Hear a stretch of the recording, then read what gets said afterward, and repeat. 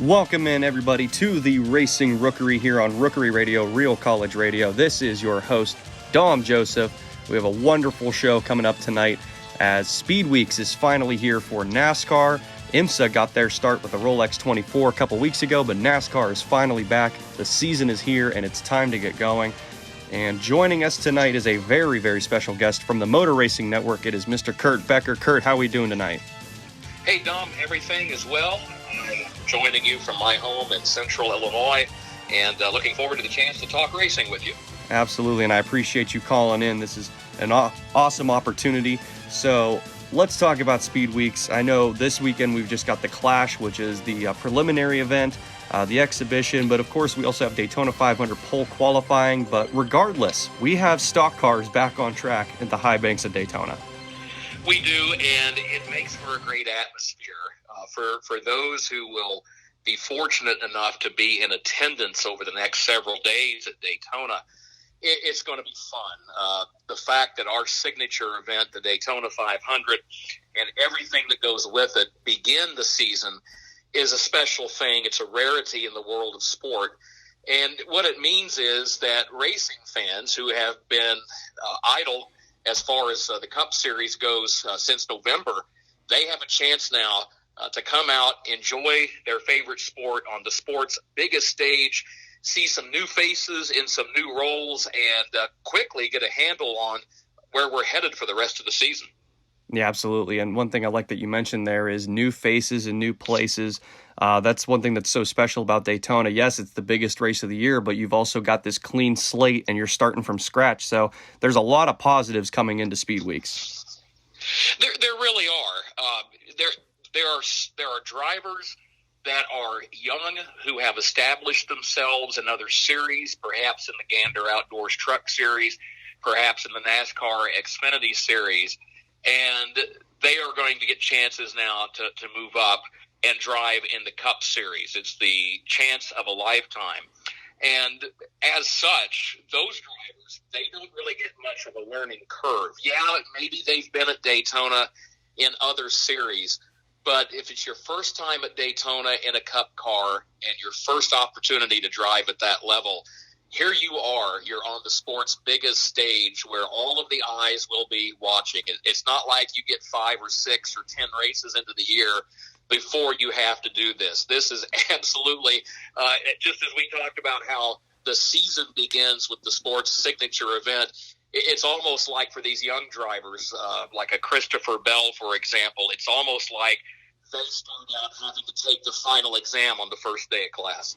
Yeah, absolutely. I know in years past, they had the opportunity, to go to Daytona for preseason testing. The preseason thunder that they had, that was kind of like, okay, so at least I get a chance to learn the track a little bit before the big dance. But now with no testing allowed, you're walking in blind and you got to go out and run 200 laps.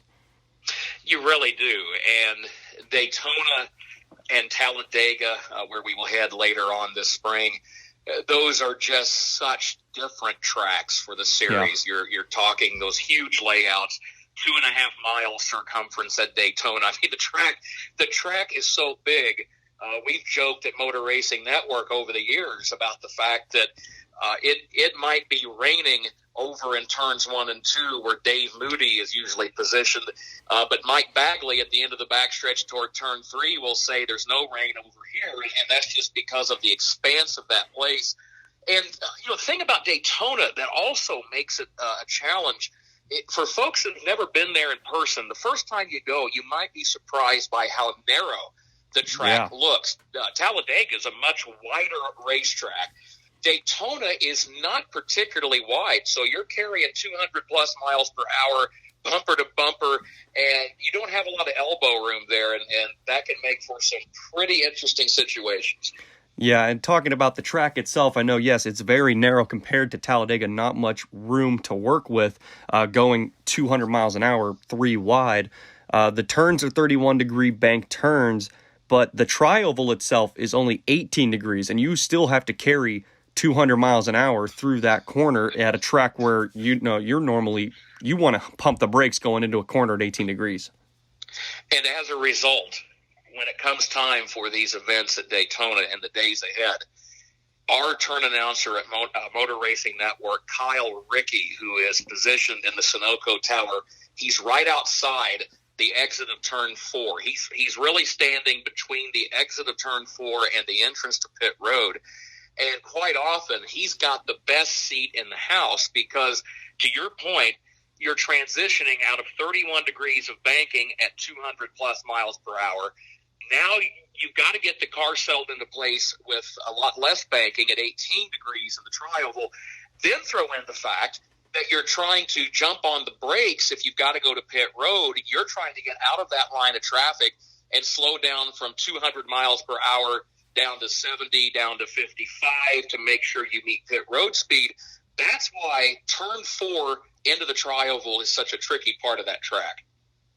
No doubt. And that's why it makes it such a different animal to Talladega. Yeah, they look the same on paper, but they are just complete opposites. But let's talk about the racing itself. This weekend we've got the Clash, and this is a great event, especially for fans to kind of get a feel of what kind of racing to expect 1 week from that day, the Daytona 500. It is. It's a great opportunity because it is an exhibition race. It is not a points-paying event. It gives everybody a chance to get acquainted with the new lineup of drivers and teams and crew chiefs, and it gives those teams their first opportunity, in many cases, to work together. And in the process, I think that a lot of folks will – often a lot of teams, I should say, will try various forms of experimentation in that Busch Clash. Even though it's not a 500-mile event, it's much shorter.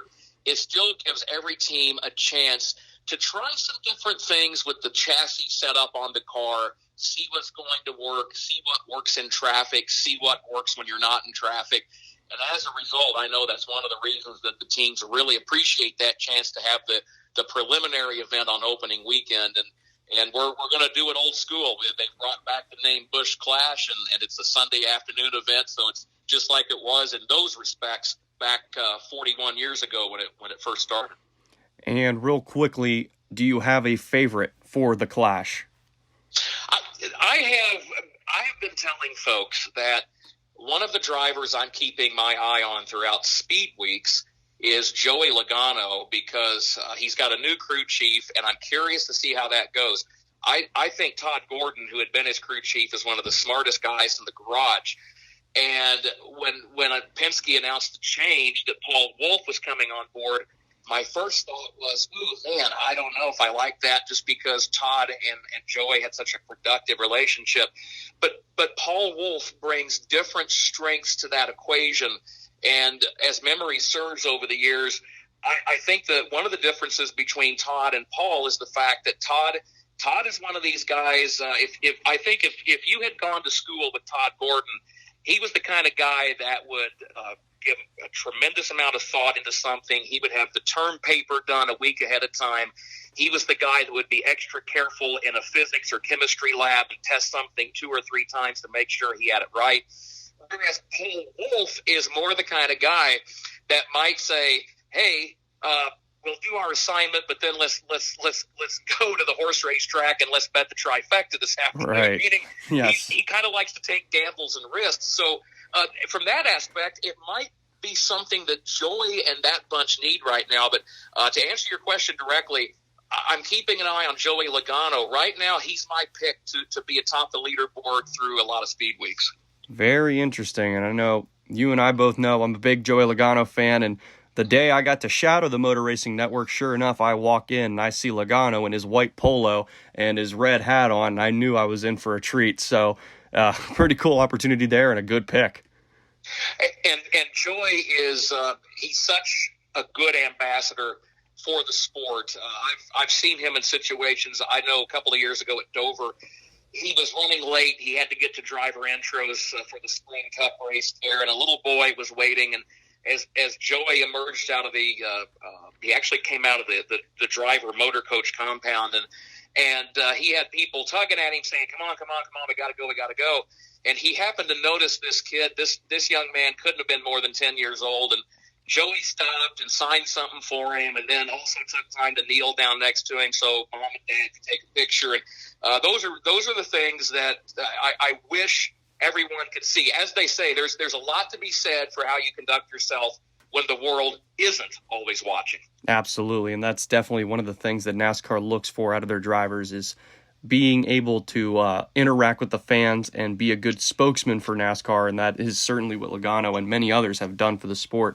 And lastly, before we let you go, I'm interested to hear your opinion on Hailie Deegan as she begins her career in stock car racing in the ARCA levels. She was a star in K&N Pro competition, becoming the first woman to win in the K&N Pro Series, and now she's on to ARCA, and she's got a big target on her back, but for all the right reasons.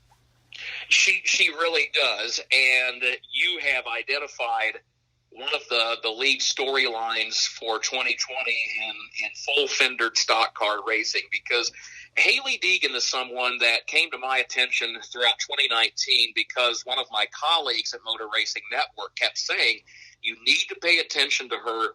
She is a very capable young driver, and the thing that impressed me as I started to sit down and watch is the fact that she has already shown that she can handle some adversity. I remember some K&N Pro Series races last year where she would take a top 10 car and finish in the top 5, or she would be having, bad pit stop or whatever it might be, trouble on the track, and she would still manage to come back and finish in the top 10 when you would think she wasn't going to be better than 15th.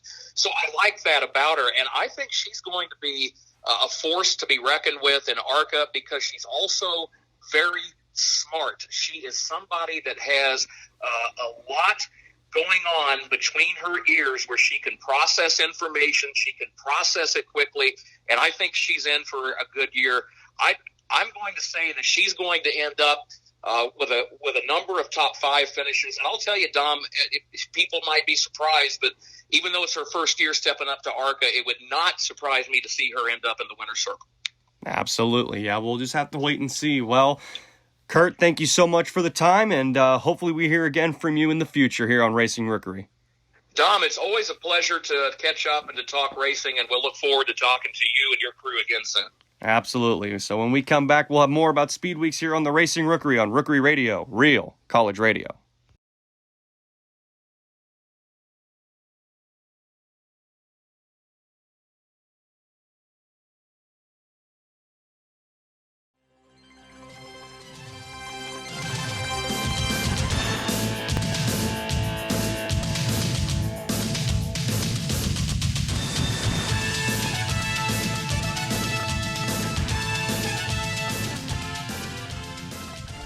And welcome back to the Racing Rookery with Dom Joseph.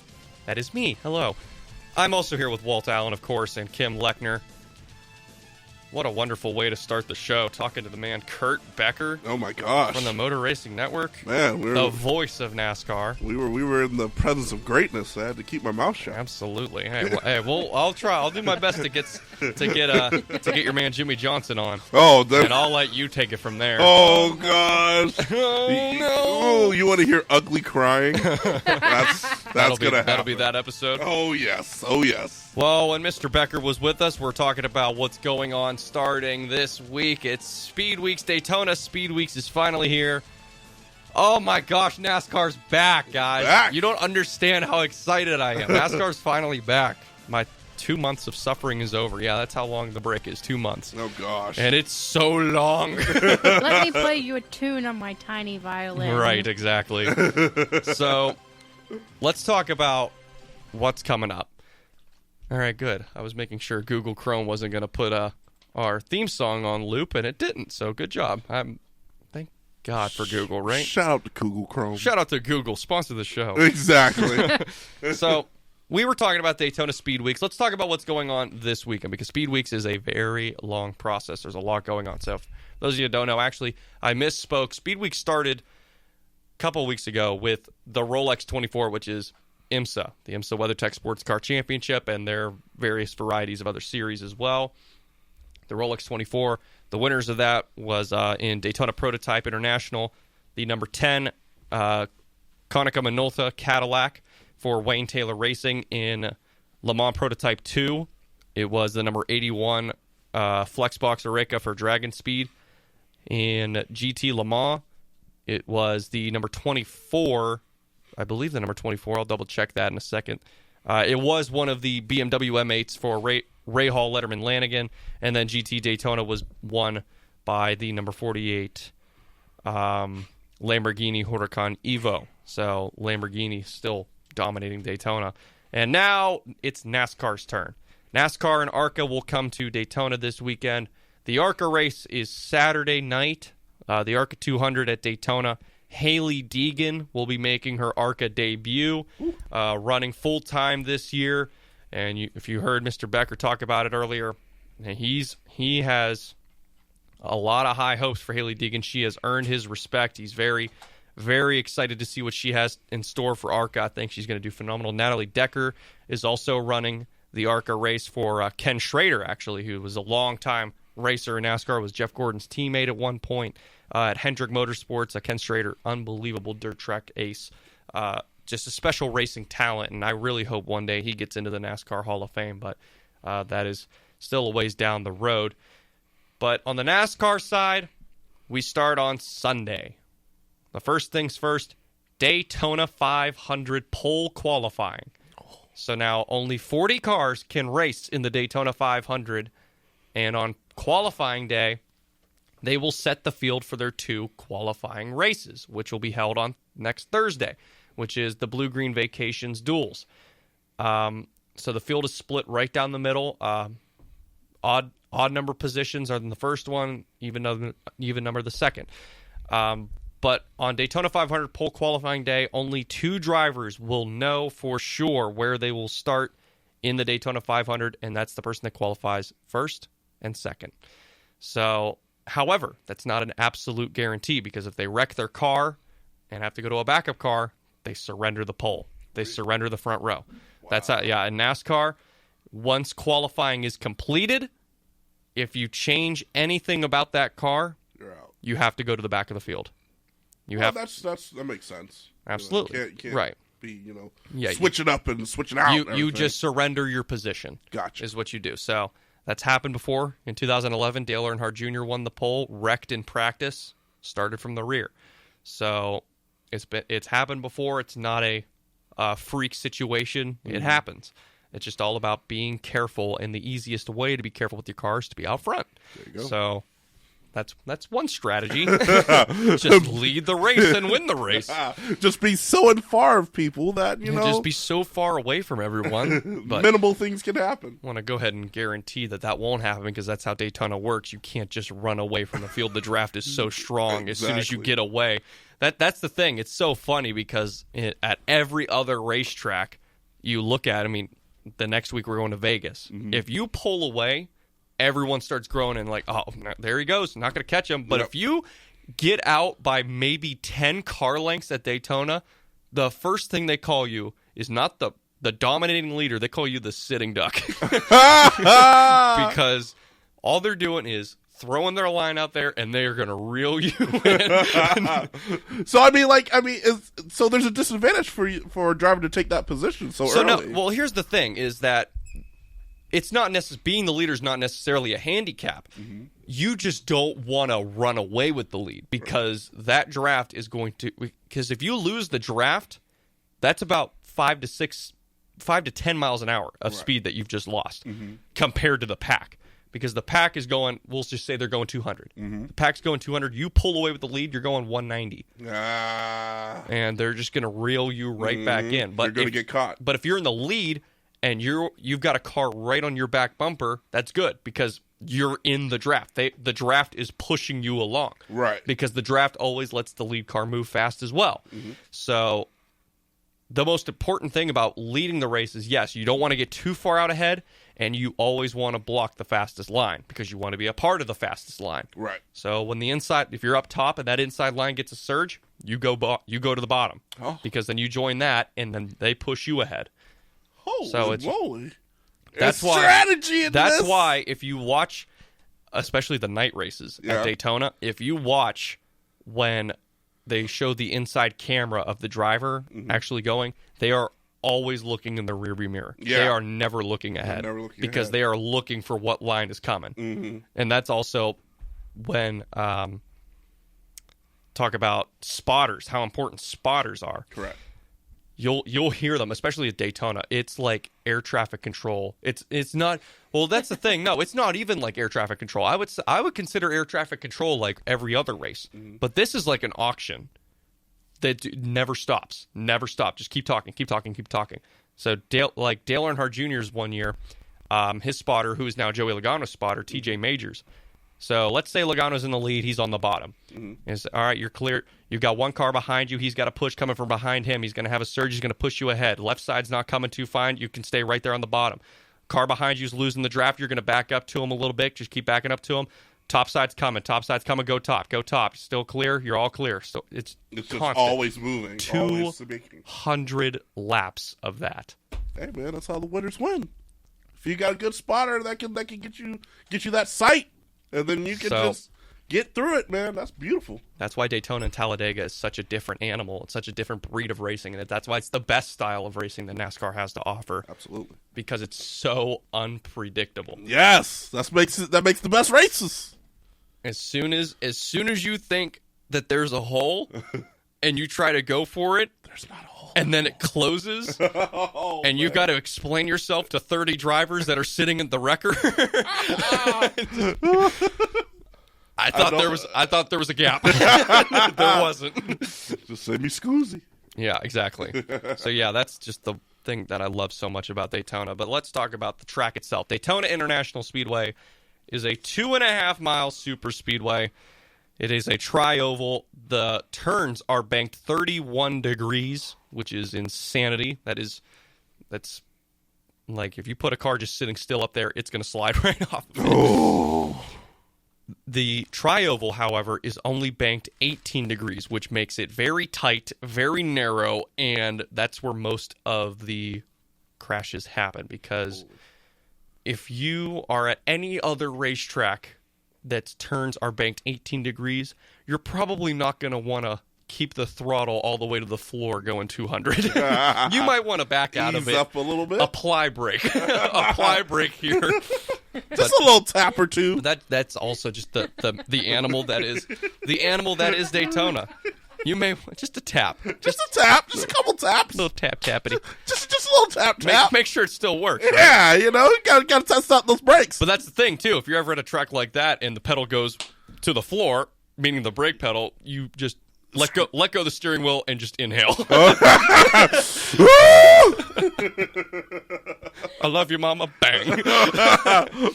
Mama, I love you. Bang. So, keeping in touch with the Daytona 500 pole qualifying, we'll get back to Daytona 500 qualifying in a moment. The qualifying speed record at Daytona International Speedway in NASCAR, the time for a 2.5-mile racetrack, 42.783 seconds by NASCAR Hall of Fame Class of 2015 member Bill Elliott, the father of Chase. That speed, 210.4 miles an hour. 210. Average speed. Average? Average speed. So he was probably going faster than that. He did it in 1987, driving the number 9 Coors Ford Thunderbird. Wow, I would drive that car. Yeah, right? Car probably goes like 260. Well, in today's NASCAR, they would say, yeah, there's all kinds of stuff wrong with that car. There's all kinds of illegal stuff in that You're going to turn that down. You're going to take that off. You're going to fix that. Yeah, it's like, you want to go ahead and bring that into the tech inspection for a second, because I have a feeing that none of this is coming back out. They're just going to send you back a door. Just where the number's at.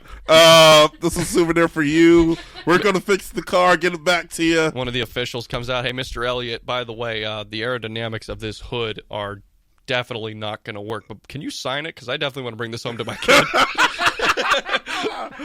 Do you mind? Like, just give us a good old I know you John can't Hancock. use it. I know you're mad, but like, can you sign this? just the angry signature. Literally every Kyle Busch fan after a race he doesn't win. Hey, I know you're mad, but can you sign this? Yeah, Get out of my face. Very angrily signs it. Right. So, we'll stick to Daytona 500 qualifying. Why don't we? We'll just stick to qualifying right now. While we're on the topic of speed in terms of stuff we'll never see again at Daytona, i.e. restrictor plate racing, which, by the way, is no longer a thing. No more. Restrictor plate racing is gone because the way the engines are built now, they have a tapered spacer, which completely restricts airflow. It does the same job as a restrictor plate. It restricts airflow, slowing the engine down because it's not getting as much air as it needs to, because the more air it has, the more it can produce. But less air restricted means it's got to stay at a steady level. So restrictor plate racing is no longer a thing, which is kind of sad because, it's had that name since the 80s. Yeah. In 1987, like Kurt Becker mentioned, Bobby Allison at Daytona, the last race we had without restrictor plates, Bobby Allison got into a wreck and his car took flight and it went almost through the catch fence. It ripped the entire catch fencing down all the way off, completely off. And I believe fans were hurt. I don't know if any died. Don't quote me on that. I don't believe so. But yeah, after that, they were okay. We got to slow these things down. Yeah, that makes sense. Because that definitely makes sense. Yeah, we can't be having this anymore. So yeah, that's why the restrictor plate was introduced. And of course, after that, we saw the founding of the roof flaps, which when a car gets turned backwards, the roof flaps come up, which push the car back down. It pushes the air away from the car, pushes it right back down. And hood flaps are there as well. So it's just everything that they can do to keep the car on the ground. Because the best thing I've ever heard was Darrell Waltrip when Ryan Newman flipped in the 2003 Daytona 500. And it's been all over social media lately. And he said the easiest way to describe what I'm seeing is a 3,200-pound feather. Just it's going 200 miles an hour and it turns sideways and it picks up off the ground like a feather. So it's pretty impressive that 3,200 something that heavy that could be can so come light. off the ground. It can be so light. Yeah, Exactly. yeah. It can be so light at that speed. So thus all the adjustments have been made with the cars. Hopefully we don't have an incident like that this year at the super speedways. No. But let's talk about former Daytona 500 pole winners. So looking at our list here, William Byron, Alex Bowman, Chase Elliott, Jeff Gordon. Those are all of our pole sitters since 2015. What do they all have in common? They all drive for Hendrick Motorsports. Hendrick Motorsports has not lost the Daytona 500 pole since 2014. Holy moly. Chevrolet has not lost the Daytona 500 pole since 2012. And the year before that, they won it. And the year before that, they won it. And let me check my numbers here. What happened in 2009? Yeah, they won it in 2009. And then they won it in 2008. What? So Chevrolet really likes Daytona. Let's just say they put all of their R&D into the super speedways. They sacrificed the entire season to win Daytona. Hey, man. And I mean, I wish I was kidding. I mean, you gotta respect that, you know? So yeah, William Byron won it last year in the 24. Alex Bowman, replacing Dale Earnhardt Jr. in the 88, won the pole. Chase Elliott won it back-to-back years, 17 and 16, again driving Jeff Gordon's famous 24. Then Gordon himself won it in 15 in his farewell tour, also won it in 1999. Gordon is now in the Hall of Fame, class of 2019. Austin Dillon, the year Richard Childress Racing brought the number 3 back after its long hiatus since the death of Dale Earnhardt in 2001. The first time they brought it back to Daytona, he put it on the pole. Whew. Danica Patrick in 2013 became the first and still only woman to ever win the pole for the Daytona 500. Credit where credit's due. Yeah, she did it, and she was a rookie when she did it. Oh. So very impressive for Danica. Carl Edwards broke the Chevy streak in 2012, driving for Roush Fenway Racing in a Ford. Dale Earnhardt Jr. won it in 2011. That was the only Daytona 500 pole he won in his career, to my knowledge. According to my numbers, that was it. Mark Martin in 2010. Martin Truex Jr. in 2009. Jimmy Johnson, 2008 and 2002. He won it as a rookie in 2002. Ooh. Yeah, that's Hall of Fame stats. That's Hall of Fame stats right there. So, again, I have it written down here. Hendrick Motorsports, 5 straight poles. They have the winning streak, and they want to keep it alive. Who are their guns this year to go for the pole? Chase Elliott, who's a 2-time pole winner. Runs the place. William Byron, the defending pole winner. Jimmy Johnson, 2-time pole winner, and Alex Bowman, who won the pole in 2018. So they all know how to do it. So it just comes down to which one's going to do it. And now, I want to bring this up because I know my dad and I have talked about this before, is the theory of a fixed pole winner for the Daytona 500. Fixed pole winner? Like, I think NASCAR decides who wins the pole beforehand. Are you serious? I think so. Hear me out. Is this like conspiracy theory This stuff? is a conspiracy theory. Good Hear me out. Lord, Listen okay. to this. Hear me out. Okay. Give it to me. In 2011, Okay. the then NASCAR Sprint Cup Series returned to Daytona International Speedway to not celebrate, that was the wrong word, to memorialize and remember the 10-year anniversary of Dale Earnhardt's tragedy. Mm-hmm. Who wins the pole? Dale Earnhardt Jr. Happens. In 2012, after what had been, I believe, the only time it's had to have happened before, after the championship for the 2011 Cup ended in a tie between Tony Stewart and Carl Edwards, Tony Stewart, because he had more wins, won the championship. Carl Edwards won the pole for the Daytona 500.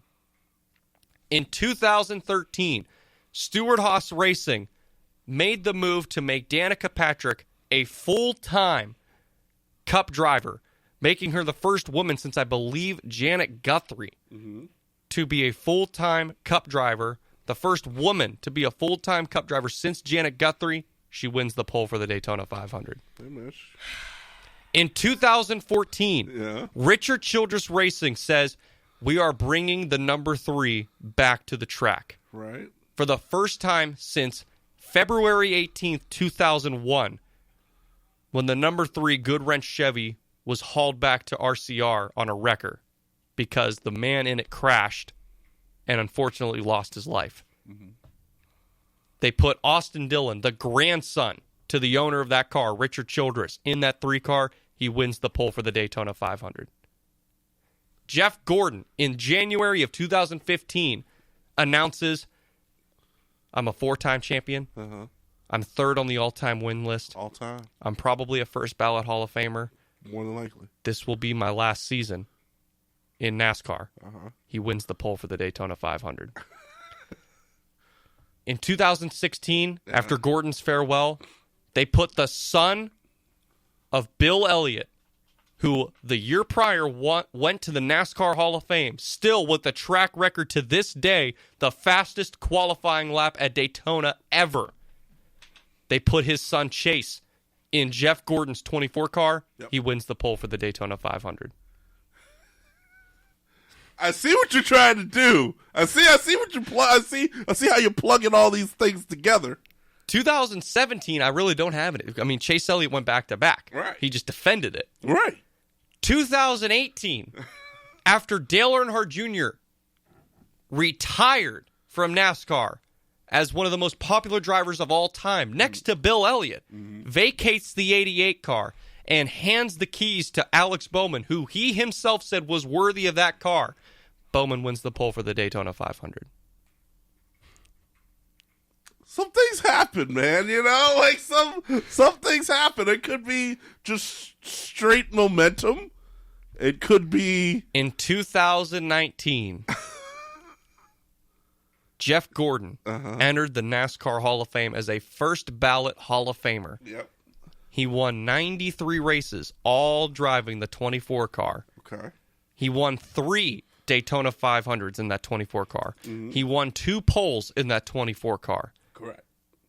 That year, William Byron won the pole for the Daytona 500, driving the 24 car. Dom. Dom, I see where you're going. I see how I see you plugging all this stuff together. Here are my picks. I know one. Jimmy Johnson. I believe Jimmy Johnson should be a heavy favorite to win the pole for the Daytona 500 because he will be retiring at the end of the year with at least 7 championships under his belt. At least, you know what that means? That means that he could win another one. It could be 8. At least 2 Daytona 500s under his belt. That means there could be an extra one, so it could be 3. An opportunity to tie Jeff Gordon for the most Brickyard 400 wins. Gordon's got 5. Jimmy currently has 4. Ooh, another record. And you know something that Jimmy Johnson loves to do? He loves to break them records. No. Huh? He loves to beat Jeff Gordon. Oh, yeah, that too. Especially if Jeff Gordon has the records. Gordon looks to the inside. Sideways. Drag race. Jimmy Johnson. Gentleman Jim. You want to talk about a thorn in his Quote, side? Darrell Waltrip, Martinsville, 2007. What a great race. Oh, man. Before I go any further, it is the top of the hour. It's the top of the hour. Let me let your man do the talking for me. This is Jimmy Johnson, and you're listening to the Racing Rookery with Dom Joseph.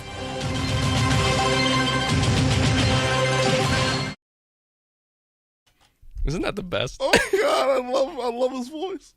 His voice is so wonderful. It's like floating on a cloud. Sounds like a guy that's been doing this a while, hasn't Sounds like somebody who wasn't fazed by the competition. That's what it sounds like. No matter right or wrong.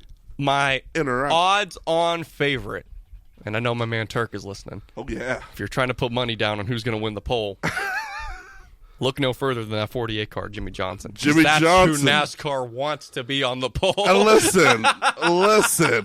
It's about that time that he wins something. Now, who else can win it?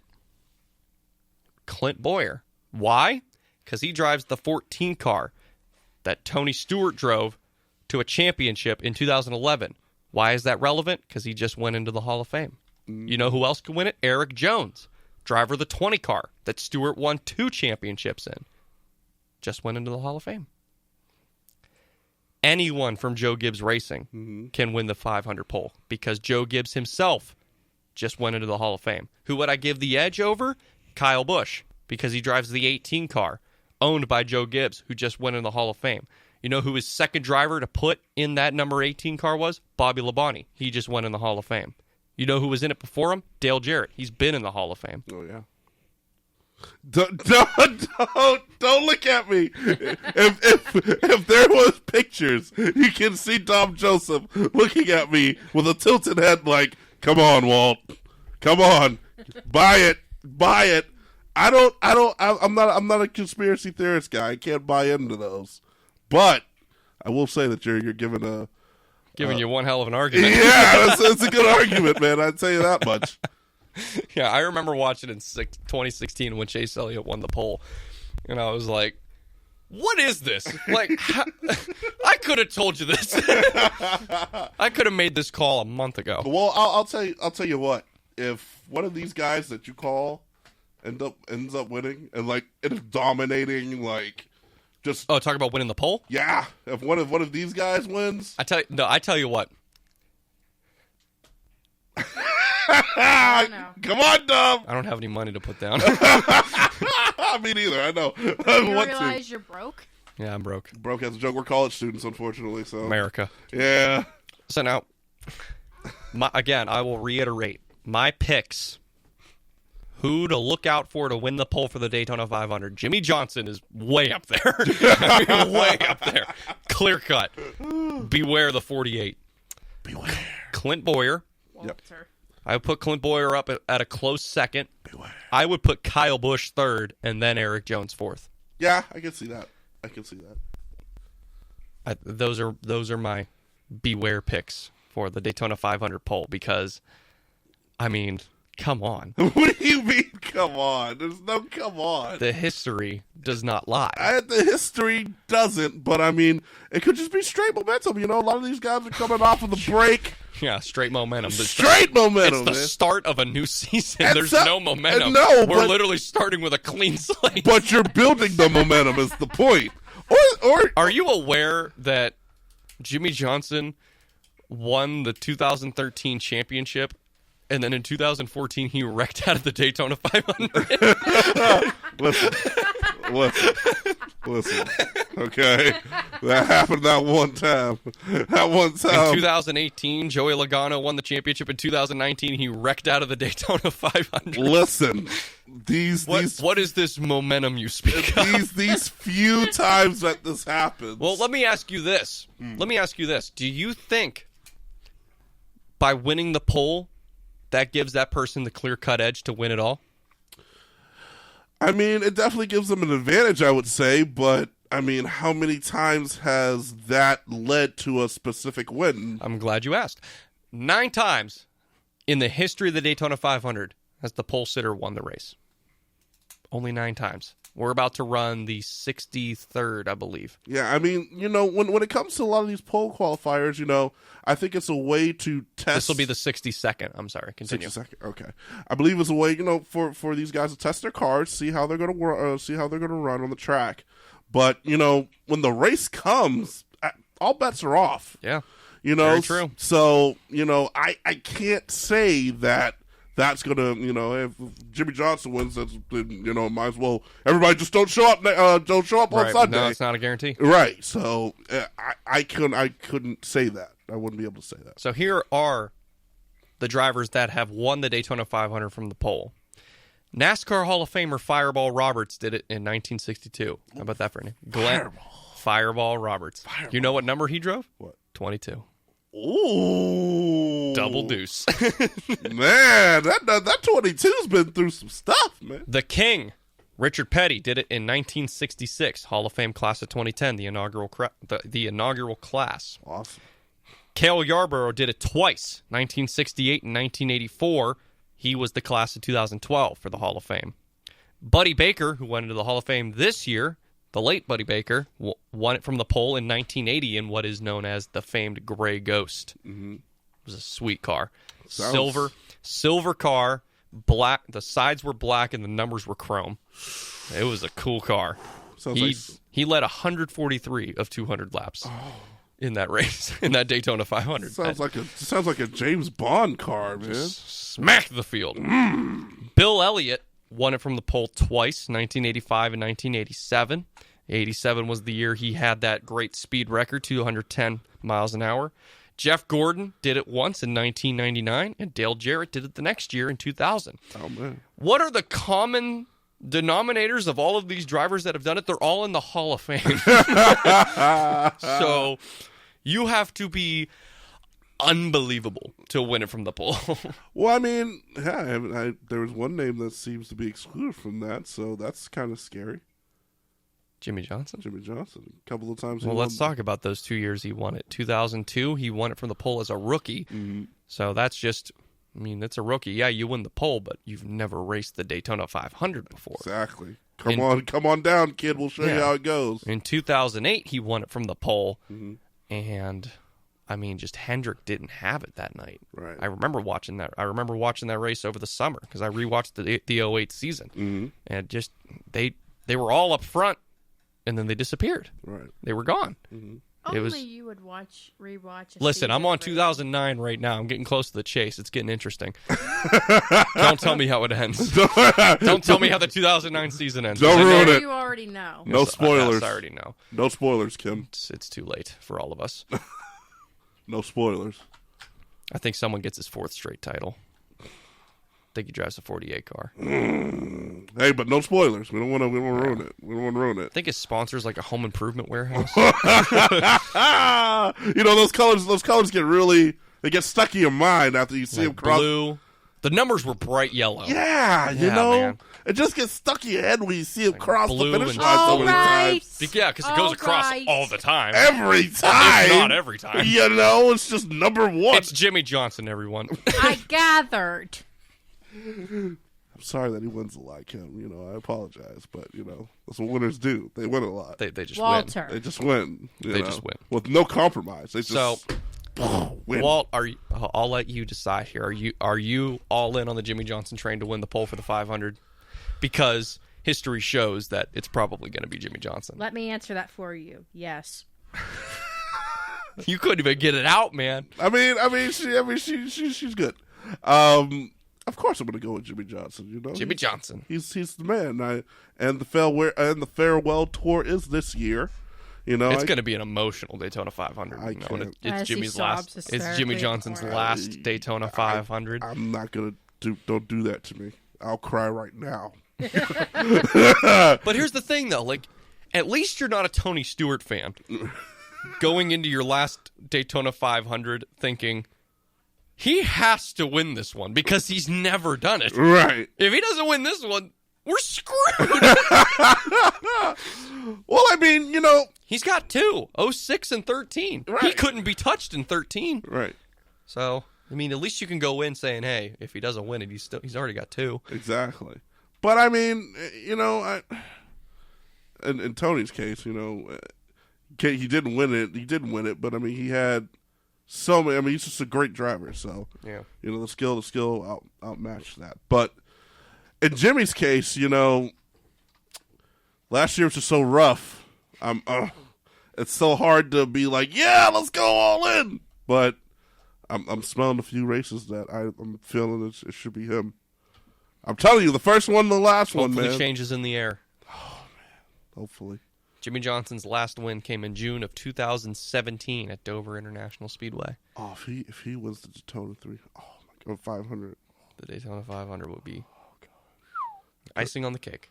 Would you sacrifice the season for the Daytona 500? That moment would be big. That moment would be big. I know he'd probably bring his family out. I don't know. If he were to win his third, he would be tied with Jeff Gordon with 3 Daytona 500s. But I also want him to get him the 8th. The 8th, I mean... Chasing 8. And I would love if he could do both. But if I could pick one, man... He did it in 2013. He did it in 2006. Win the Daytona 500, win the championship. That's what I'm saying. Are you trying to give him a heart attack? That's I'm giving him hope because there is none to have. That's exactly what he's doing. Wow. Filling me up with all this hope and praise, and then when it doesn't happen, he's like, well, told you. What I will warn you about is Jimmy either wins the Daytona 500 or he wrecks out of the Daytona 500. There's no in between with him. Well, I mean, I can almost take that. Like, I can accept a wreck. I can't accept you just not being on your game. Right. You know what I mean? Like having a good car and wrecking out. Exactly. But that's also kind of heartbreaking too, knowing you had it. You had the car. Question, Kim. Isn't there a third option? What's the third option? Win but get disqualified due to cheating. That has been done before. Well, I mean, we're not going to call Jimmy Johnson a cheater now. Let's not do that. He's been called a cheater before because he has cheated before. What? Oh, never knew about that. What are you talking about? What? Never knew about that? Cheater? I mean, that's a strong word. He cheated at Talladega during the chase, my friend. Which year? I believe it was either 09 or 2010. What did he do? Right before they got onto the track to start the race, his crew chief leans in and said, if you win the race and you're doing your burnout, back the car into the wall. Bend out the rear end housing as much as you can. That's cheating. Wait a minute. They were hiding something, and they did not want NASCAR to find it. So Dun, NASCAR dun, dun. found it. Oh, they found it. Because did he win? There was an onboard camera on Jimmy's car, and they just played the audio of Chad Canal saying that to him. Why would he even... Oh, man. So not only did he cheat, he was a dumb cheater. Yep. God. Yep. Well, I mean, he's learned from his mistakes. He was a young man then. You know, he grew up. Chad Canals is no longer his teammate, so... Exactly. He's a grown man now. His crew chief, I should say. Not He's teammate. learned from his mistakes.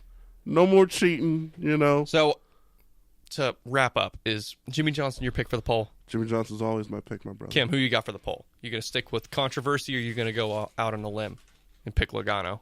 She's got to go. Like Jimmy. a winner. She's got to go. You're funny. She's got to go Jimmy Johnson.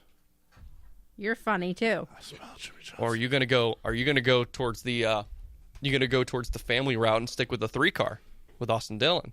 Probably the 3, yeah. Go for the 3 just for the Sentimental Daytona. Just to be different? No, Oh, sentimental reasons. also controversy. Oh, In 2018, Austin Dillon won the Daytona 500 in the 3-car on the 20-year anniversary of Dale Earnhart's first and only Daytona 500. That's rough. Listen, these dates, okay? He only has 2 career wins. Listen. Not like he gets to victory lane Listen, every week. no. It's just coincidence. Come on. Listen now. NASCAR. Interessante. No Spanish. No Spanish. NASCAR isn't about that. It is my Spanish-free I night. don't think so either. Yeah. I just think that's all coincidence. The poll thing, I don't know.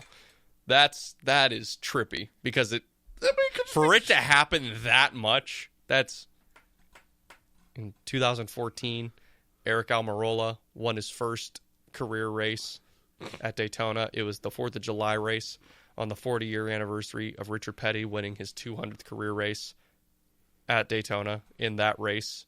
And Eric Almirola was driving Richard Petty's car. I mean, dates are just dates, guys. You know, I just, swear to you, if you know, you the say dates. Interessante, I'm coming across this counter. I almost did. And I knew you were going to get mad. You know, dates are just dates, guys. You know, days go But by, are they, though? years go by, months go by.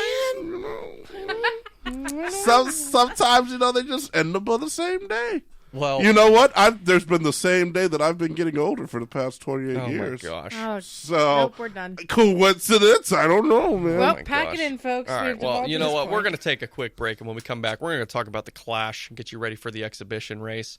So stick around. You're listening to the Racing Rookery here on Rookery Radio, real college radio. This is Austin Dillon, driver of the number 3 Chevrolet, and you're listening to the Racing Rookery with Dom Joseph.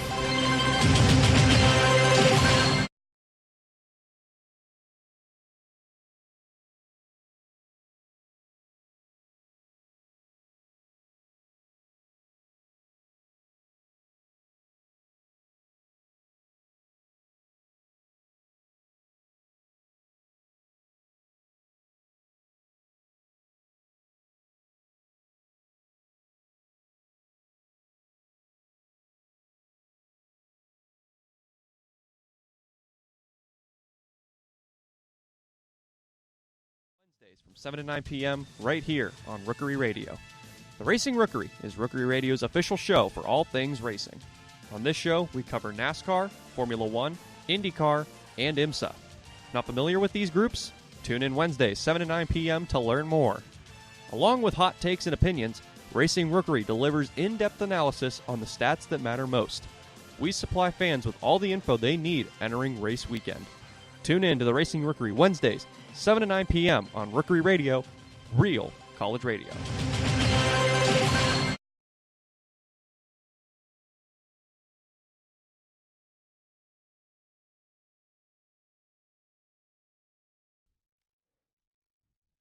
Hey everybody, this is Dom Joseph, host of the Racing Rookery on Rookery Radio, real college radio. Be sure to check out the show website, racingrookery.com. On the website, you can learn more about myself, the host.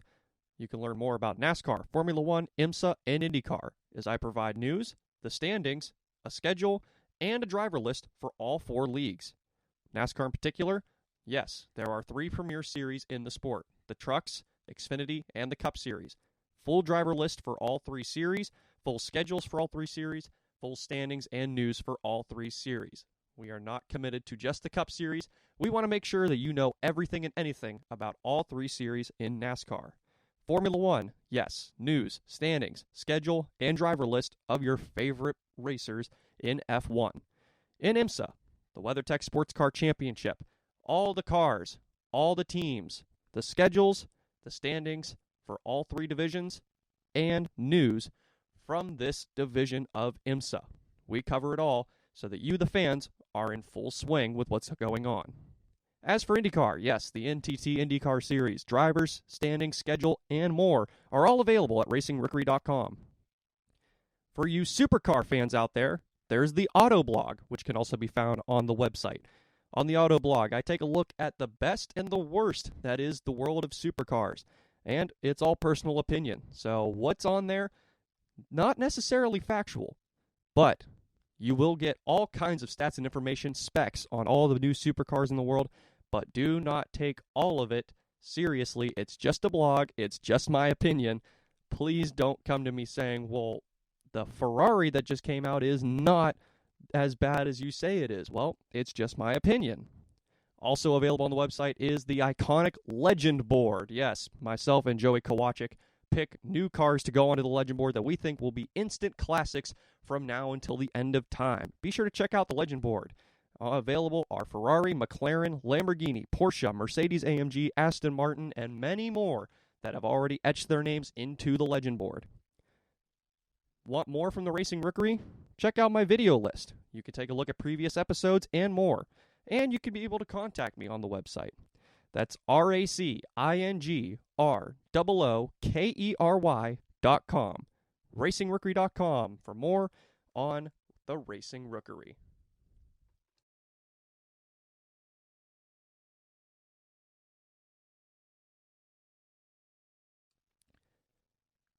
Hey guys, this is Dom Joseph of the Racing Rookery. I hope you enjoyed this episode.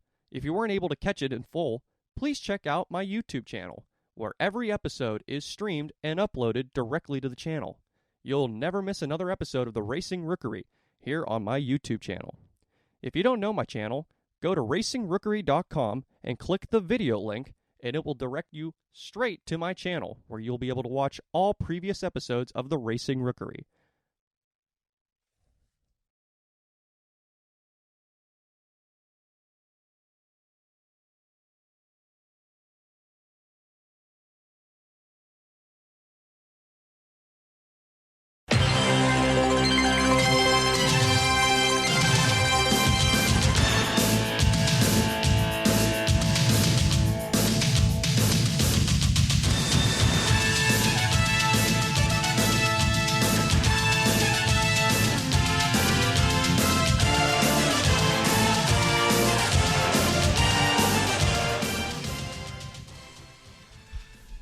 Welcome back to the Racing Rookery, right here on Rookery Radio, Real College Radio. I'm Dom Joseph alongside Walter Allen and Kim Lechner. If you weren't listening during the commercial, be sure to check out racingrookery.com. I need to update my commercials. I'm sorry, everyone. They're bad, I know. They're not bad! But I've done a lot of R&D on my website, racingrookery.com. Completely reformatted the NASCAR side of things now. The Cup Series, Xfinity Series, and Truck Series have all of their own pages where the news, schedules, and standings are all separate, so you don't have to scroll all the way to the bottom of the page looking for the truck stuff or the Xfinity stuff in the middle. And the driver page was about 3 years long, so it's all on its own side of things. It's nice and neat now. I actually took the time to fix it all up because I tried to get all of that out as quick as I could just to make everyone happy and make myself happy that I had it done, but it's all clean now. It looks all good. Formula One page is still up. The IMSA page is updated. IndyCar will be updated when they get started. And, of course, always check out the Legend Board.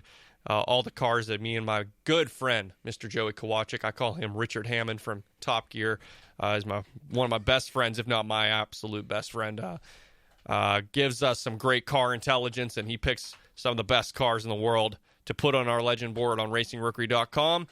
And then the auto blog, I just give you my thoughts on things, just my opinion page, and talked about my most recent upload on there is talking about a auction, a supercar auction that was done overseas, and my goodness, over $28 million worth of supercars were sold.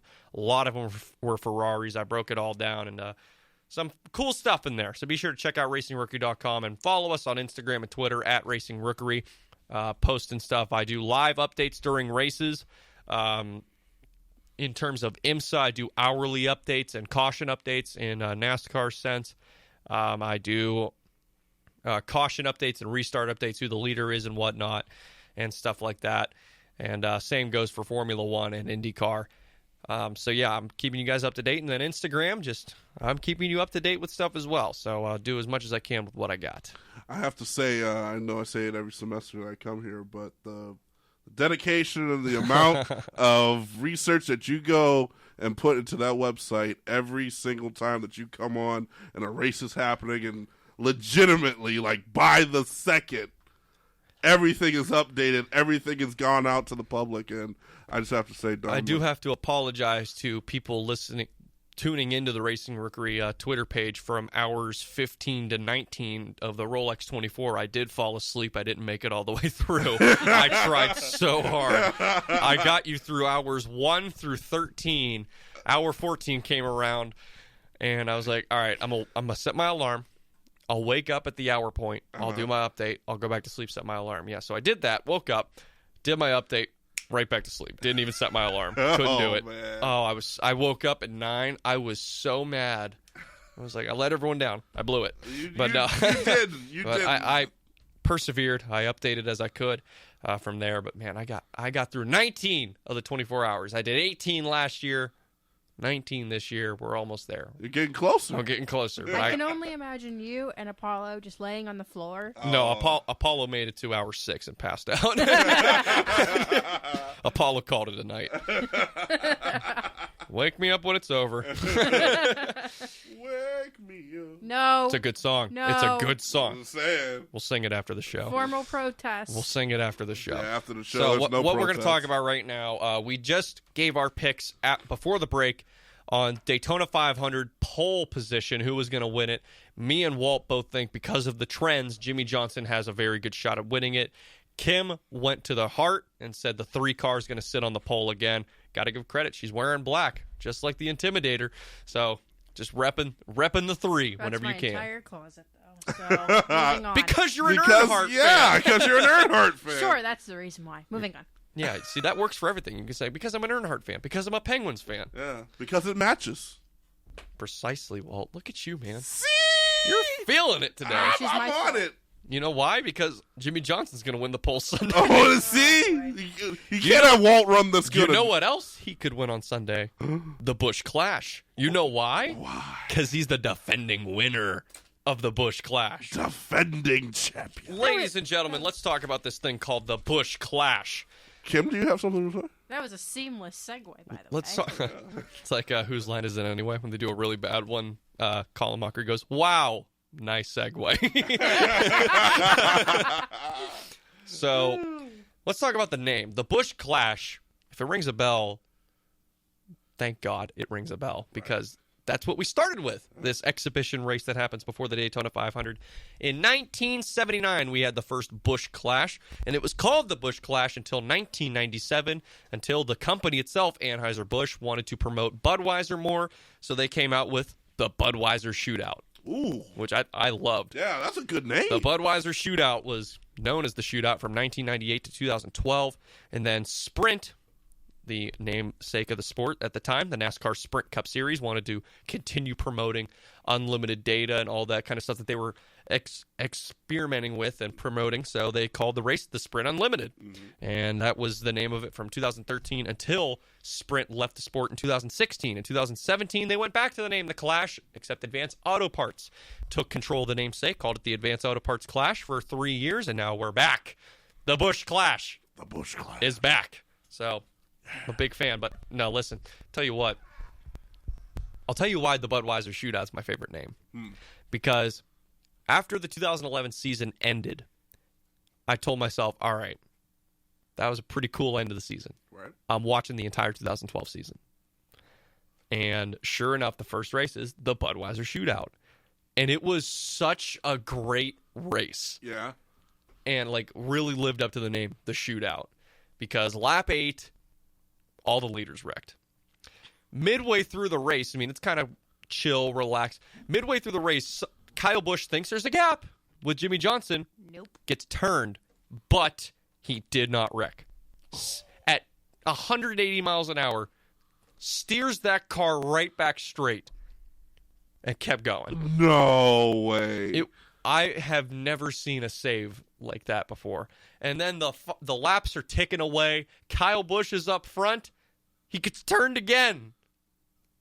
But this time, there's calamity behind him. Jeff Gordon gets turned up into the fence. He gets pushed on his side and flips for the first and only time of his 20-year campaign. Flips at Daytona. Ooh. By the way, Kyle Busch saved that car. He did? Again. What? But you have to remember, Daytona is a 31-degree banked corner racetrack, and the apron is flat. Right. So there is no gentle progressive banking. It is 31 degrees flat. Right. So continuously going off and on and off.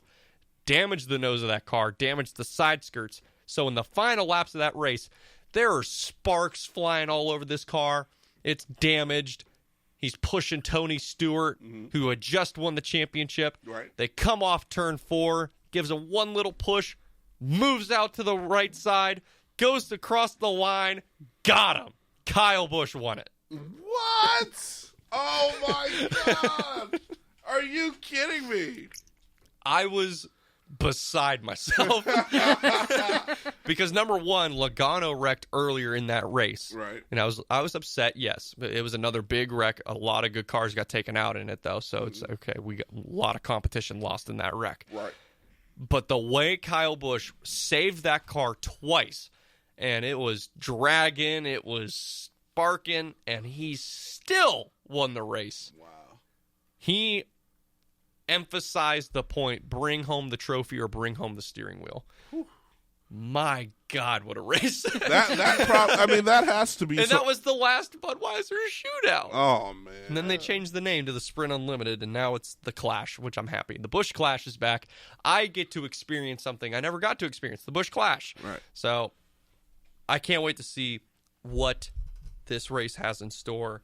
Let's talk about some past winners of the Busch Clash. Some winners. This man has won it twice. He won it in 2005 and 2019. His name is Jimmy Johnson. Oh, man. I don't know if you've heard of him. Who's that guy? Do you know? Hey, Kim, do you know who Jimmy Johnson is? Have you heard of that guy? Seven-time champion, 4-time Brickyard 400 winner, 2-time Daytona 500 winner, multi-Coca-Cola 600 winner, Southern 500 winner. Did I say 7-time champion? I don't know. There's so many accolades. You're bound to miss one. In 2018, Brad Keselowski won the race in dominating fashion for Pesky Penske. That's right. The year before, Joey Logano. For who? Pesky Penske. Yes! Now, I will say this. The only reason why he won that race is because Denny Hamlin was in the lead, and Brad Keselowski tried to make a move on him, and they wrecked, and Joey was like, excuse me. You think they had a little more Paul? you think they had a talk?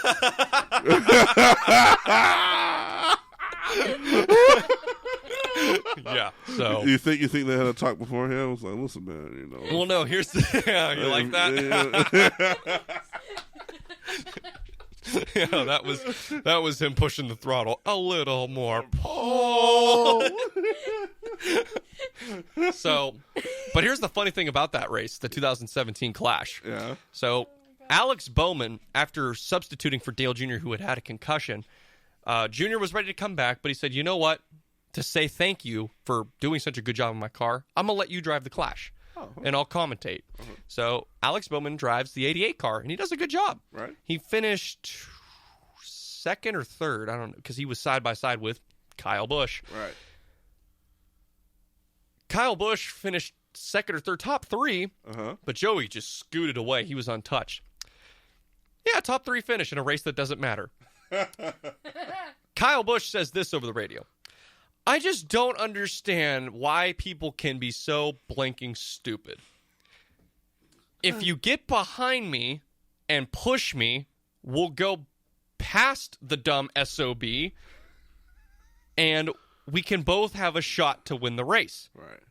But by racing me side by side, you eliminate any hope of catching him and winning the race. You can't be that stupid. Oh my goodness! I wonder if we could play that. Yeah, I'd like to play that. Make sure the beeps are in. Oh, it's in. You might get in trouble. No, I love the beeps are in. The beeps are in because it's Fox. Yeah, it's Fox Sports. Yeah. Okay. I've watched it before. She said, "Okay." I've watched it before. Stop it. Okay. Walter. Fill time, Walt. Say something. Yeah, the name of the video is Radioactive, The Clash. Quote, you can't be that stupid. So let's see. A little more Paul. I can commentate the Blackhawks game. Here we go. Bowman, the showman, against Rowdy Busch for second. They bang, they touch. Busch second, Bowman third. Sorry, man. I was trying to get that 88 to stay lined up there at a 22 to Minnesota duck. I just don't understand how people can be so stupid. If you push me to go catch the dumb son of a, you have a shot to win. If you pass me, you eliminate your entire shot to win. You can't be that stupid. Wow. How about that? He was very upset when he said that. You can't be that stupid. Yeah, and that race means nothing. There's no points. Every time he suits up and he can cross the finish line, It's an important date for him. Oh my God! Yeah, I remember watching that episode too of Race Hub and hearing that. I was like, why is he mad? Why are you mad? You should be thankful you got through the wreck. Hey man. Yeah, but how about that? How much does he win if he gets in the first place? I believe the payout is $750,000. Probably wants that. Seems Yeah, like I believe it's either a 5 or a $750,000 payout. Because the 500 pays over $1 million. Right. And the All-Star race pays $1 million. That's what I was. Okay, that's the one I was thinking. And the All-Star race pays $1 million, Okay. which that's run at Charlotte in May, right before the Coca-Cola 600. Right. Okay. Screw regular season All-Stars. Where is that, man? Yeah. You should hear some of the stuff he said in the All-Star I was race. gonna say probably too many beeps on that sucker. He tried to pass his teammate Denny Hamlin on the outside, and Hamlin, knowing there's $1 million on the line, fenced him. Oh. And then Kyle Busch wrecked. And so radio goes quiet. He rips the window net down. He's coming in. All you hear is, someone better keep me away from Denny Hamlin after this blinking race. I had it won. It was won. Oh, my goodness. Last you heard of him that night. No interview, no nothing. We're searching for somebody after that. That must have been a lovely team debrief. Man, those are the ones you live for after a while. Like, man, I need some excitement. So let's continue on with our list of winners. Again, we mentioned Jimmy Johnson's a 2-time winner. Keselowski won it in 18. Logano in 17. Denny Hamlin, on the topic of him, he's a 3-time Busch Clash winner. Won it in as a rookie in 2006. His first Cup race. Won the Budweiser shootout at the time. 2014, he won it, dominating fashion. 2016, he won it, dominating fashion. Huh. The boy likes the Clash. When I tell you he's good at this race. So I don't know, man. I feel some type of way about Denny Hamlin, man. I feel like he's out for revenge after the way that season ended. Beware. And by the way, I want to stick to trends. He only wins the Clash on even number years. 06, 14, 16. Oh, for crying. Oh, my goodness. 2020. If I'm not mistaken, and I rarely am, is an even number year. In terms of racing, Kim. I was going to say, I share an office with you. I was going to say, yeah. It took me 2 semesters to pass math. So He's like, I'm learning every day, guys. in 2015, Matt Kenseth, who's no longer racing, he's retired. He won it in 2015. Kevin Harvick is also a 3-time Busch Clash winner. Won it back-to-back, 2009 and 2010. In 2013, he won it, but those were all driving for Richard Childress Racing in a Chevrolet. He's been at Stewart-Haas since 14. They made the move to Ford in 17. Hasn't won the Clash since, but doesn't mean he's not a heavy favorite. Right. And the Busch brothers went back-to-back. Kurt won it in 11. Again, as we mentioned earlier, Kyle Busch won it in 12. So those are 2 also possible favorites. The first person to win the Clash is actually someone that went into the Hall of Fame this year. The late Buddy Baker won it back in 1979. Who has the most wins in the Clash? He got inducted in the inaugural class in 2010. No, it's not Jimmy Johnson. I was going to say. I just told you he's got 2, and Hamlin and Harvick both have 3. I was just saying, maybe I forgot something. He was a part of the inaugural Hall of Fame class in 2010. He's a 7-time champion, 76 career wins. His name is Dale Earnhardt. Damn! He won it in 1980, 1986, 1988, 1991, 1993, and 1995. Take a breath, Walter. He also likes the Clash, and he only won the race when it was called the Clash. Oh. Wow. After that, he was like, man, I don't want to win this race no more. So here's some analysis on the race itself. It's 75 laps, 187.5 miles around the 2.5-mile superspeedway that is Daytona. The pit road speed around the track in the pit road section is 55 miles an hour. The segments of the race, they'll do 25 laps, then there'll be a caution, and then they'll do a 50-lap sprint. The fuel window is 46 to 48 laps, so you cannot go the full distance on one tank. So that first pit stop, that lap 25, yes, you're probably going to want to pit there, but again, it's a 50-lap sprint. Right. So you're probably going to want to hope for some more cautions, save some fuel. It's going to be interesting. I always wondered how people did like fuel pit stop like strategy. It's very complicated. We'll get to that in another episode when we're late on content. Okay. We've got 9 minutes, but can't explain it in 9 minutes for sure. It's the people going. So in the last race, Killed Walter. in the last clash that we had, Kyle Busch led a lap.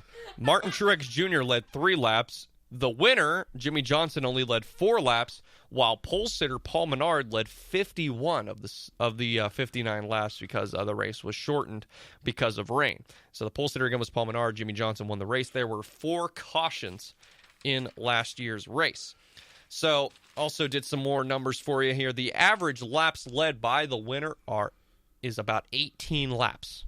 So they don't have to dominate the race to win it necessarily. They can come up close. Looking at the history, Johnson last year won it leading 4 laps.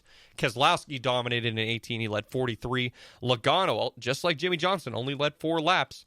In 2016, Denny Hamlin led 39. Kenseth led 21. Hamlin 27. Harvick dominated in 2013, leading 40. Kyle Busch only led 3 and 12. Kurt Busch only led 3 and 11. Harvick dominated in 2010, leading 21. And Harvick only led the last lap in 2009.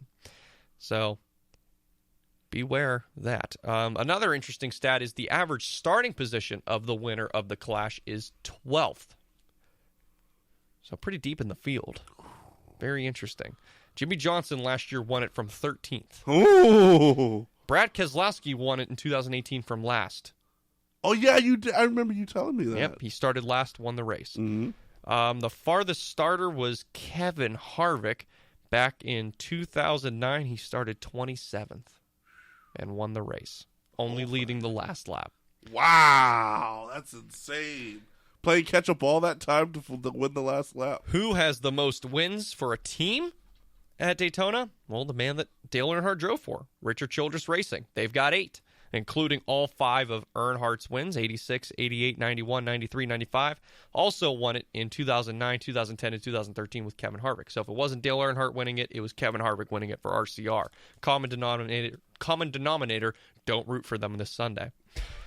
The most wins in the Clash is, you guessed it, Chevrolet. Of course. They've got 21 Clash victories.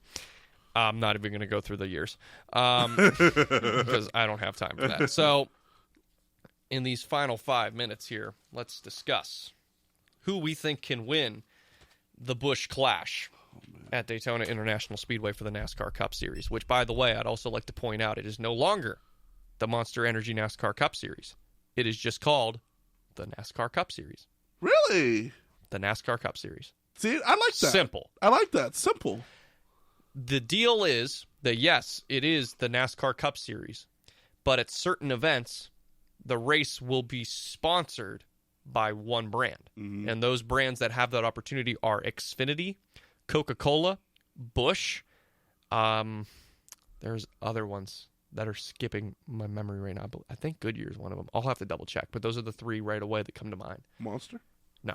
Monster Energy's out of the sport other than Kurt Busch. Kurt Busch still sponsors them. Gotcha. But I do have posted on our Twitter page at Racing Rookery the entry list for this year's Clash, so you know who is eligible to race in it, who actually has a chance to win the race, because not all the former winners are in the Busch Clash this year. So let's take a look at who Walt can pick to win, because we already know who he is going to pick. We don't know. We don't know that yet. Walt might. So here are your options. Okay. You got Kurt Busch, who won it in 11. Absolutely. Brad Keselowski, who won it in 18. Mm-hmm. Austin Dillon, Kevin Harvick, the 3-time winner. Ryan Newman, Chase Elliott, NASCAR's most popular driver. Eric Almirola, Denny Hamlin, 3-time winner. Ryan Blaney, Clint Bowyer, Kyle Busch, won it in 12. Martin Truex Jr., Eric Jones, Joey Logano, who won it in 17, William Byron, Kyle Larson, 2-time winner Jimmy Johnson, and Alex Bowman. Walter, who's your pick to win the Busch Clash at Daytona International Speedway for the NASCAR Cup Series? Man, there's one that I want to say that you guys know. Jimmy Johnson. That's what I want to say, but I feel like something's going to happen, man. I feel like it might not be Jimmy's day that day. I feel like there's this one guy that we've been putting on the back burner a little bit. And I don't know if he likes us that much because we've been putting on when we haven't been talking that much about him. That man's Kyle Busch. Kyle. Well, because we were kind of giving him some bad talk. Give us some bad talk. You know, we kind of forget that the man has 200 wins, and, you know, he's also the defending champion of the NASCAR Cup Series. Exactly my point. A 2-time champion now. Yeah, and, I mean, we've said it many times before, with the way he could drive and how he could take a track over and dominate. I would love to say Jimmy, but man, if Kyle's in there, I'm gonna have to go with the M&M car. Got to go with the number 18 M&M's Toyota Camry XSC. Yes, sir. Driven by one Kyle Busch. Yes, sir. In the 2019 race, and that hurts me. Kyle Busch finished 14th out of 20 cars because he was involved in a wreck. The final wreck. Kimothy. Kyle Busch is off the charts. Off the charts. You have to pick someone else. Who do you got to win the Clash? Jimmy Johnson. Your number 3 car is in the Clash, if you want to go that route. Or you could pick Logano, if you want to win money. Really? Really? We're going to... Pick Logano, win valuable prizes. Pick Logano, bring money. Bring money. I can't deal with you two anymore. You going with the 3 car? Yes. Going with the 3 car, Daytona, have to. You two knuckleheads. I can't do this anymore. Here we are. Knucklehead. Here we are. Yep. Oh, man. If you're looking at the stats, you got to go with either the 11 or the 4, Harvick or Hamlin. I'm going to take Harvick off the list because I think Denny Hamlin has a better shot. But is he my favorite? I don't know yet. Because obviously my big thing is I want to see them practice first. I want to see what their cars look like, how they run, who's got the draft figured out. But if I'm going to go with the numbers, I feel like I pick Denny Hamlin every single year. You do. You pick him a lot. In this race, because he's so good in this race. But the last time he won it was 2016. Also, what happened that year is when he won the Daytona 500. Yeah. He won the Daytona 500 last year, but he didn't win the Clash. So it doesn't necessarily mean he has to win the Daytona 500 and the Clash in the same year, because he didn't do it in 2014, didn't do it in 2006. Am I boring you with this information? You're not. You're not. I'm actually keeping up. You're not at all. I like Denny Hamlin in this race because it fits him. It's just blue collar. Just go win the damn race. Right. But that's also exactly what Kyle Busch lives for. It doesn't matter if you're paying me or not. I want the damn trophy. Right. That's the Kyle Busch MO. I want to win. I want to win now. You got me in this race. You're paying for this car. Let me go win you a race. It's the least I can do. And if I wreck, then it's everyone else's fault. So there's a trend there, and it's Joe Gibbs Racing. I like JGR, but then again, you can never be too confident with JGR. But you also have to worry about their consistency on super speedways. But you know who's always, always, always, always good on super speedways? Team Penske. Penske, man. They're always there. You're right. Ryan Blaney has proven that he can win at Daytona. He won his dual race in 2018. Absolutely. Joey Logano and Brad Keselowski each have a Clash victory. 2017, 2018, fairly recently. Yep. Logano won his Clash coming off a title run. Logano came pretty darn close last year. He's probably not too happy. And he'd probably like to get some stuff off his chest. Oh, by far. And what better way than to put you in a race car and say, the rules are there are no rules. Go get me a trophy. You have 75 laps. That makes sense. I'm going to bind. Who do I pick? It's either the mighty Joe Gibbs that dominated the Cup Series last year, or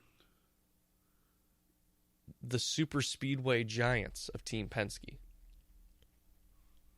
Toyota Racing Development, Roush Yates, Toyota, Ford, Camry, Mustang. What would win in a drag race? A Camry or a Mustang? You'd probably go with the Mustang. Yeah. This ain't no drag race. I know.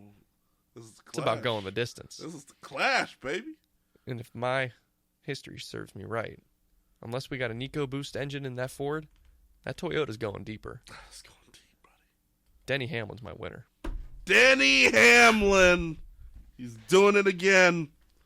We'll see if you're right. I'm probably wrong.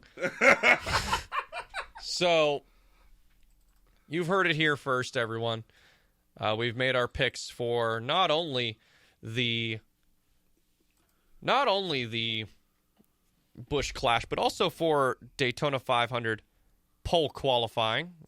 And if you're just joining us, here are our picks for the Daytona 500 pole qualifying. And that is, of course, Walt thinking Jimmy Johnson's going to do it. I also think Jimmy Johnson's going to do it. But we're never right, so who cares? Timothy also thinks that Austin Dillon's not only going to win the pole, but also win the Clash. So good luck with that. I have bad luck, so it's fine. And in the Clash, I think it's going to be Denny Hamlin. Walt's on the same page. He thinks it's going to be a Joe Gibbs car. It's going to be Kyle Busch.